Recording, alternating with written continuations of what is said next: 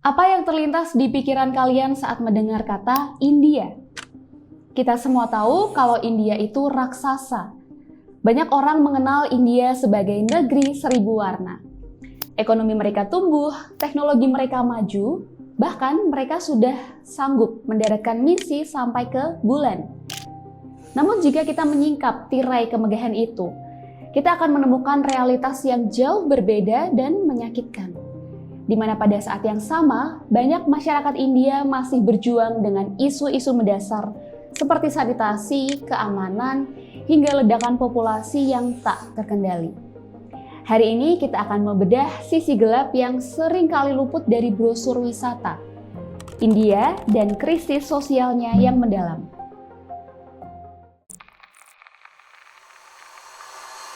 Kita mulai dari sesuatu yang paling dasar dulu ya, yaitu kebersihan.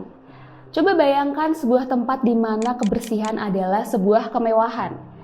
Bagi banyak orang, pemandangan tumpukan sampah di sudut kota besar India mungkin sudah menjadi hal yang biasa. Tapi masalahnya sebenarnya jauh lebih gawat daripada itu. Di India, sanitasi adalah masalah yang sangat kompleks. Bahkan pemerintah India sendiri sebenarnya tidak tinggal diam. Lewat kampanye ambisius bernama Swachh Bharat Mission atau India Bersih, mereka sudah membangun jutaan toilet untuk masyarakat dalam waktu yang singkat. Tapi pertanyaannya, kenapa program sebesar itu belum juga berhasil mengatasi masalah sanitasi di India? Sebuah studi besar yang dilakukan oleh Squad menunjukkan jika tantangan terbesar bukanlah soal membangun toilet, melainkan mengubah kebiasaan lama dari masyarakatnya sendiri. Di India sendiri ada stigma bahwa kotoran di bawah atap yang sama dengan tempat kita makan adalah penghinaan terhadap kesucian rumah. Jadi mereka lebih suka buang air di luar agar polusi atau kotoran tetap berada di luar area kehidupan mereka. Pencemaran Sungai Gangga, sungai yang dianggap suci, adalah simbol nyata dari krisis ini. Ribuan ton limbah industri dan domestik mengalir ke sana setiap harinya. Bahkan menurut investigasi dari BBC News dan jurnal kesehatan The Lancet, kontradiksinya sangatlah pahit. Jutaan peziarah datang untuk menyucikan jiwa di sungai ini, tanpa menyadari tubuh mereka justru terancam oleh kolera, tifus, hingga hepatitis. Tapi kita kembali lagi ke riset Squad yang tadi. Selama masyarakat masih merasa lebih suci membuang kotoran di luar rumah daripada di dalam toilet, maka sungai-sungai di India termasuk Gangga yang mereka cintai akan terus menjadi saksi bisu krisis kesehatan publik yang tak kunjung usai. Pindah ke sisi kemanusiaan yang paling krusial, yaitu keamanan perempuan. India secara konsisten menempati peringkat paling atas dalam daftar negara paling berbahaya bagi perempuan menurut berbagai survei internasional. Namun angka-angka itu bukan sekedar statistik. Di baliknya ada budaya patriarki yang sudah mengakar selama ribuan tahun, menciptakan lingkungan di mana perempuan seringkali ditempatkan sebagai warga kelas 2. Data dari NCRB India menunjukkan realitas yang suram. Kasus kekerasan terhadap perempuan terus meningkat setiap tahunnya. Bahkan rata-rata ada satu laporan pelecehan pada perempuan yang masuk setiap 15 sampai 20 menit sekali. Dan ingat, itu baru kasus yang berani untuk dilaporkan. Di kota besar seperti Delhi yang sering dijuluki sebagai tempat paling tidak aman bagi perempuan, rasa aman adalah kemewahan yang lenyap setelah matahari terbenam. Tapi yang lebih mengerikan bukan cuma kekerasannya, melainkan stigma sosialnya. Bahkan ada juga fenomena yang bernama victim blaming, di mana masyarakat bahkan terkadang aparat justru menyalahkan pakaian atau jam pulang korban daripada menghukum pelakunya. Ditambah lagi dengan sistem peradilan yang sangat lambat. Jutaan kasus pelecehan tertimbun di pengadilan selama bertahun-tahun tanpa kepastian. Bagi para korban di India, keadilan seringkali terasa seperti fata morgana. Terlihat ada di depan mata lewat undang-undang, tapi nyatanya hampir mustahil untuk digapai.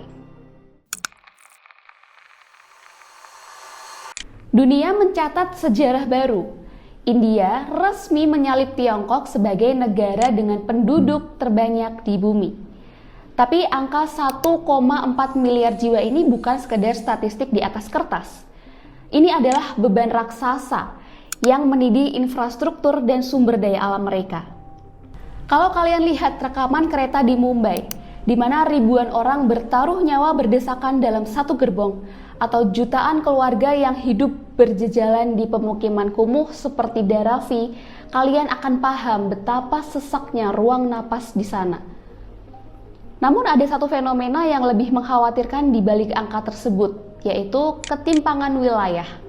Meskipun secara nasional angka kelahiran di India mulai menunjukkan tren perlambatan, terjadi ketimpangan yang luar biasa jika kita melihat lebih dalam ke wilayah-wilayah yang masih terjebak dalam kemiskinan. Berdasarkan data dari National Family Health Survey, ada korelasi yang sangat pahit. Di titik-titik di mana pendidikan masih rendah dan akses kesehatan dasar masih minim, disitulah angka kelahiran justru melonjak drastis. Data ini mengungkap sebuah pola yang sangat jelas. Pendidikan adalah kunci kendalinya. Riset menunjukkan bahwa perempuan yang memiliki akses untuk belajar lebih lama cenderung akan menunda usia pernikahan dan memiliki lebih sedikit anak. Sebaliknya, jika tanpa pendidikan, pilihan itu seolah lenyap, dan angka kelahiran pun sulit dibendung. Inilah yang menciptakan lingkaran setan yang mengerikan.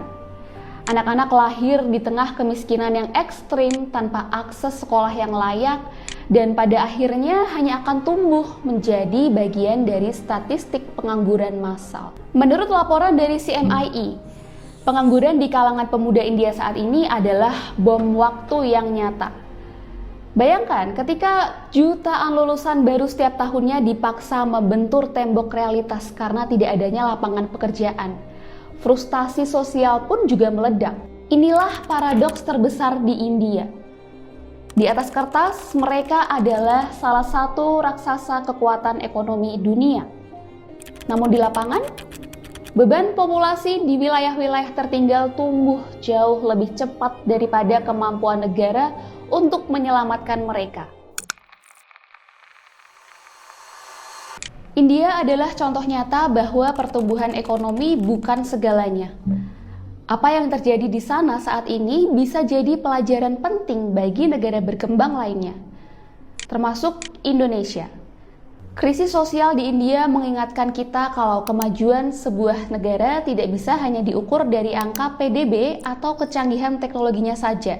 Jika kebutuhan dasar seperti sanitasi, keamanan warga, dan pemerataan pendidikan tidak terpenuhi, maka pertumbuhan ekonomi justru akan menciptakan ketimpangan yang semakin lebar. Kita membedah masalah ini bukan untuk mencari-cari kesalahan, tapi untuk melihat fakta lapangan yang sering tertutup oleh narasi kemajuan. Pada akhirnya, India menunjukkan bahwa seberapapun kaya sebuah bangsa, keberhasilan yang sebenarnya baru bisa dirasakan jika kualitas hidup rakyatnya memang benar-benar membaik secara merata.